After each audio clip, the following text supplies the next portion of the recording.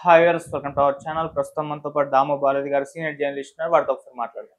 Sir నమస్కారం sir. నమస్తే. Final గా జగన్మోహన్ రెడ్డి గారు అసెంబ్లీకి వెళ్దామనే నిర్ణయించుకున్నట్టుగా వార్తలు వినిపిస్తున్నాయి సార్. అయితే ఇక్కడ ఒక నెరేషన్ ఏంటంటే సార్, రఘురామకృష్ణరాజు గారికి భయపడే ఈయన అసెంబ్లీకి వెళ్తున్నారంటూ వార్తలు ప్రచారంలో ఉన్నాయి సార్. మరి ఎందుకు ఇన్నాళ్ళు కూడా నేను అసెంబ్లీకి వెళ్ళనని మారం చేసిన జగన్మోహన్ రెడ్డి గారు ఇప్పుడు అసెంబ్లీకి వెళ్తానని అంటున్నారు. మరి దీని వెనుక రఘురామకృష్ణరాజు గారి ఇన్ఫ్లుయెన్స్ ఏమన్నా ఉందంటారా? మీరేం చెప్తారు సార్ దీనికి సంబంధించి? దాదాపు 7 నెలల తర్వాత జగన్ అసెంబ్లీకి వెళ్తున్నాడు. యాక్చువల్‌గా లాస్ట్ ఇయర్ జూలైలో వెళ్ళాడు ఆయన. 2 రోజులు మాత్రం అటెండ్ అయ్యాడు, వచ్చేసాడు. దాని తర్వాత ఇప్పటివరకు వెళ్ళలేదు. నవంబర్‌లో జరిగినప్పుడు కూడా అసెంబ్లీ జరుగుతుంటే ఆయన తన క్యాంప్ కార్యాలయంలో మీడియా సమావేశం ఏర్పాటు చేసి మాట్లాడాడు. మొన్న కూడా లాస్ట్ వీక్ జరిగినప్పుడు కూడా 6వ తేదీ అనుకుంటా మీడియా సమావేశంలో కూడా ఆయన నేను అసెంబ్లీకి ఎందుకు పోవాలి, నాకు ప్రతిపక్ష హోదా వాళ్ళు ఇవ్వట్లేదు అనేది ఆయన అన్నాడు. ఆల్రెడీ కోర్టుకు కూడా వెళ్ళాడు. దాని మీద తీవ్ర విమర్శలు వచ్చాయి. వాళ్ళు ప్రతిపక్ష హోదా ఇవ్వకపోయినా కూడా వాళ్ళు ఎంత టైం ఇస్తే అంత టైం మాట్లాడాలి ప్రజా సమస్యల్ని. ఒక అసెంబ్లీలో మెంబర్గా ఎన్నుకోవడం అంటే అసెంబ్లీకి వెళ్లకుండా ఎలా ఉంటారు అనే విమర్శలు వచ్చాయి. దానికి వైసీపీ వాళ్ళు గతంలో చంద్రబాబు కూడా రాలేదు కదా, ప్రతిజ్ఞ చేసి వెళ్ళిపోయాడు, అంతకుముందు జగన్ కూడా అలాగే అసెంబ్లీని బాయ్కాట్ చేశాడు కదా అనేది తీసుకొచ్చారు. కానీ చంద్రబాబు వెళ్ళడానికి, అంతకుముందు జగన్ వెళ్ళడానికి కొంత రీజన్స్ ఉన్నాయి. ఎందుకంటే అసెంబ్లీలో అప్పుడు జగన్ అయినా 67 మందిలో 23 మందిని లాగేసుకోవడం, తమను అవమానిస్తా మాట్లాడడం, ఆ నేపథ్యంలో ఆయన వెళ్ళడం అనేది ప్రజలు కూడా అర్థం చేసుకున్నారు. చంద్రబాబు కూడా అంతే. చంద్రబాబుని పర్సనల్ అటాక్స్ అంతా చేయడం, చంద్రబాబు దగ్గర నుంచి కూడా 23 మందిలో మళ్ళీ నలుగురిని లాగేసుకోవడం, ఇవన్నీ అక్కడ కూడా పనిచేస్తాయి. కానీ ఇప్పుడు జగన్ ఏంటంటే ముందు నుంచే అందులో ఈ కారణం చెప్తూ నాకు ప్రతిపక్షం ఇస్తే వస్తా లేకపోతే లేదు అన్న కారణం అది లాజికల్గా లేదు. అయితే అయినా కూడా జగన్ కన్విన్స్ కాలే. ఎంతమంది చెప్పినా జగన్ దానికే కట్టుబడి ఉన్నాడు. అయితే ఇప్పుడు ఎవరు చెప్పినా వినని జగన్ని రఘురామకృష్ణరాజు భయపెట్టాడు అన్న వార్తలు బయటకు వస్తున్నాయి. ఎందుకంటే రఘురామకృష్ణరాజు ఒక ప్లాన్ వేశాడు. అదేంటంటే 60 రోజులు 60 వర్కింగ్ డేస్ కానీ అసెంబ్లీకి రాకపోతే అతని మీద దానేమంటారు అనర్హత వేటు వేయచ్చు అనేది ఆయన చెప్పాడు. దాంతోపాటు స్పీకర్ అయ్యన్న పాత్రుడు కూడా సేమ్ విషయం చెప్పారు.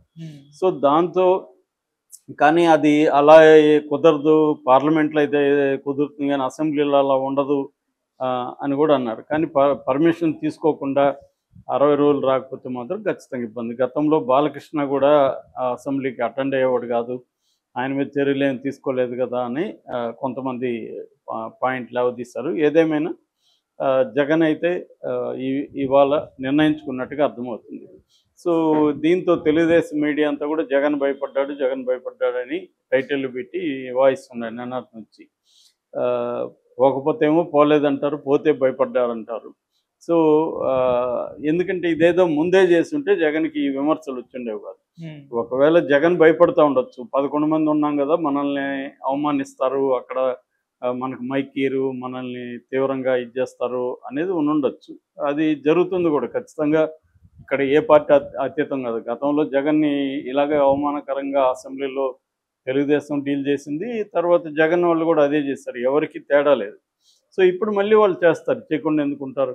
అందులో పైగా జగన్ అంటే బండబూతులు తిట్టే ఇద్దరు స్పీకరు, అసెంబ్లీ స్పీకరు డిప్యూటీ ఇద్దరు కూడా జగన్ని ఎంత ఘోరంగా తిట్టేవాళ్ళు మనం చూసాం. సో అలాంటి వాళ్ళు స్పీకర్, డిప్యూటీ స్పీకర్గా చంద్రబాబు పెట్టాడంటేనే దాని వెనుక వ్యూహం కనబడట్లేదా? సో ఇదంతా చూసే జగన్ వెళ్ళలేదు. కానీ వెళ్ళకపోతేమో జనాల్లో మళ్ళీ ఇదే మీడియా జనాల్లో ప్రచారం చేస్తుంది. అందువల్ల జగన్ అవమానాలకు గురయ్యి బయటకు వస్తే ఆ రకమైన సింపతి జగన్కి వస్తుంది.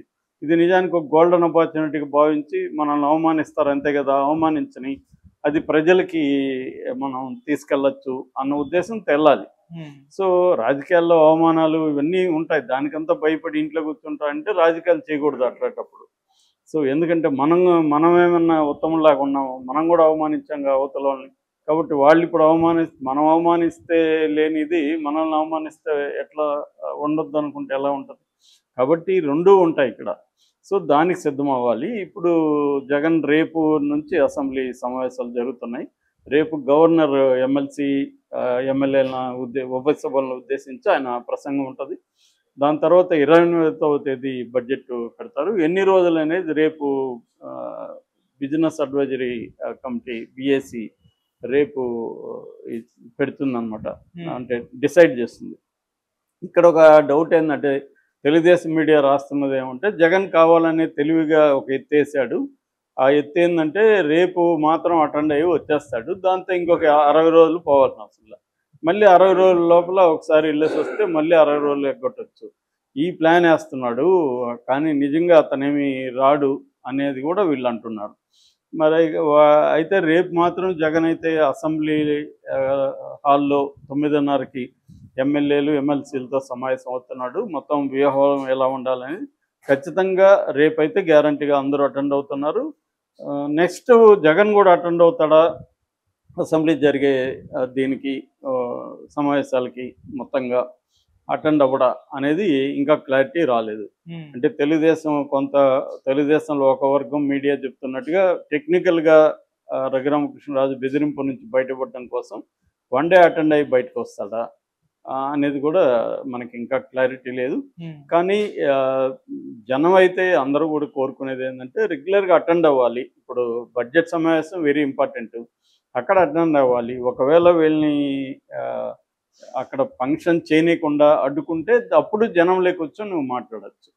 అంతేగాని నేను అసెంబ్లీకి పోనంటే అది వీళ్ళకి ఒక ఆయుధంగా దొరుకుతుంది. తెలుగుదేశం మీడియాకి కానీ తెలుగుదేశం నాయకులకి, చూడు జగన్ ఎందుకుంటూ రాలేదు, ఆయనకి ప్రతిపక్షం ఇవ్వాలంటే మేమేంది ఇచ్చేది, జనం ఇవ్వలేదు ఆయనకని వీళ్ళు మాట్లాడతారు. టెక్నికల్గా ఇంతకంటే తక్కువ ఉన్నప్పుడు కూడా ఢిల్లీలో కూడా ప్రతిపక్షం ఇచ్చుండొచ్చు. అది కోర్టు తేలాలి. అది వీళ్ళు ఇవ్వదలుచుకోలేదు తెలుగుదేశం వాళ్ళు. ఇవ్వనప్పుడు మన స్ట్రాటజీ ఎలా ఉండాలి, బాయ్కాట్ చేయడం కాకుండా, అంటే ఒక సామెత ఉంది, శత్రువు మనల్ని దెబ్బ కొడితే మనకు తగలకూడదు, ప్రజలకి తగలాలి. మనం శత్రువుని కొడితే శత్రువుకే తగలాలి, ప్రజలకు దెబ్బ తగలకూడదు అనే ఒక వ్యూహం ఉంటుంది. ఆ వ్యూహం ప్రకారం జగన్ ఇప్పుడు వాళ్ళకు దెబ్బ కొట్టారు, అది జగన్కే తగిలింది, ప్రజలకి ఏం తగట్లేదు. అంటే జగనే అసెంబ్లీకి పోలేదు, భయపడ్డాడు అని ఇప్పుడు పోతే కూడా మళ్ళీ భయపడ్డాడు, అందుకనే వెళ్తున్నాడు అనేది ఉంది. ఎటు భయపడడం నష్టం లేదు, ప్రజల కోసం భయపడి వెళ్తే తప్పేం లేదు. సో ఆయన చేయాల్సింది తనకి ఎక్కడ డిస్క్వాలిఫై అవుతానో అనే భయంతో వెళ్ళడం కంటే, నేను ప్రజల సమస్యలు ఏ వేదికలో అయినా ఎంతసేపు అయినా నేను అది 1 minute ఇస్తే 1 minute మాట్లాడతాను, 2 minutes ఇస్తే 2 minutes మాట్లాడతాను అన్న ఇది తీసుకురావాలి. సో ఎందుకంటే ఆల్రెడీ ప్రజల్లో కొంత అసంతృప్తి అయితే చంద్రబాబు ప్రభుత్వం మీద బయలుదేరింది. ఎందుకంటే 9 నెలలు అవుతున్నా ఒక్క పెన్షన్ తప్ప ఇంకే కూడా సూపర్ 6 లేదు, అమలు చేయట్లేదు. ఓపెన్గానే చేతులు ఎత్తేసాడు చంద్రబాబు, డబ్బులు లేవు అంటున్నాడు. అట్లాగే అనేక రకాల అరాచకాలు జరుగుతున్నాయి. ఎమ్మెల్యేలు అందరూ కూడా భయంకరంగా డబ్బులు తినేస్తున్నారని తెలుగుదేశం మీడియానే రాస్తుంది. సో ఈ నేపథ్యంలో ప్రజల సమస్యలను ఎవరు పట్టించుకోవట్లేదు. పైగా కేంద్రం నుంచి ఏమాత్రం ఫండ్స్ కూడా చంద్రబాబు తీసుకురావడంలో ఖచ్చితంగా ఫెయిల్ అయ్యాడు. ఈ విషయాలన్నీ ప్రజల్లో ఉన్నాయి కాబట్టి ఇప్పుడు అది నిజానికి గోల్డెన్ ఆపర్చునిటీ జగన్కి. దీన్ని అసెంబ్లీలో మాట్లాడాలి, అసెంబ్లీలో అవమానాలు జరిగితే బయటకు వచ్చి అప్పుడు మాట్లాడితే అప్పుడు ఇంకా ఊపు వస్తుంది, కేడర్లో కూడా ఉత్సాహం వస్తుంది.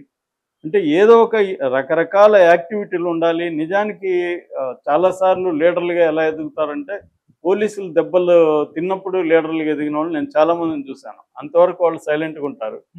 ఏదైనా ఒక ధర్నానో రాస్తారోకో చేసినప్పుడు పోలీసులు వచ్చి లాఠీ చేపలు కొట్టగానే ప్రజల్లో అతను హీరోగా ఎవాల్వ్ అవుతారు.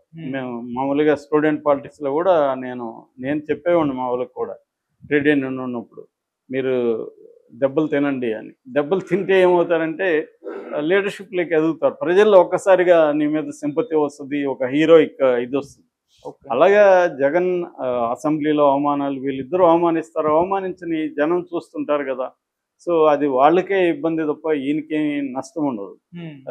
చంద్రబాబుకు కూడా అదే జరిగింది. చంద్రబాబుకు వీళ్ళు మాట్లాడిన మాటలు అవన్నీ కూడా ఆయన పట్ల ఒక సింపతిని క్రియేట్ చేశాయి. ఇంత పెద్ద ఆయన వీళ్ళు ఎలా మాట్లాడుతున్నారు అన్న ఒక పర్సనల్ విషయాలను అటాక్ చేస్తున్నారు. ఎప్పుడైనా పర్సనల్ విషయాలకి అటాక్ చేయకూడదు అనే విషయం జగన్కి ఇప్పటికైనా అర్థమై ఉండాలి. ఎందుకంటే పర్సనల్ విషయాలు అటాక్ చేయడం వల్ల అది ప్రజలకు సంబంధం లేదు.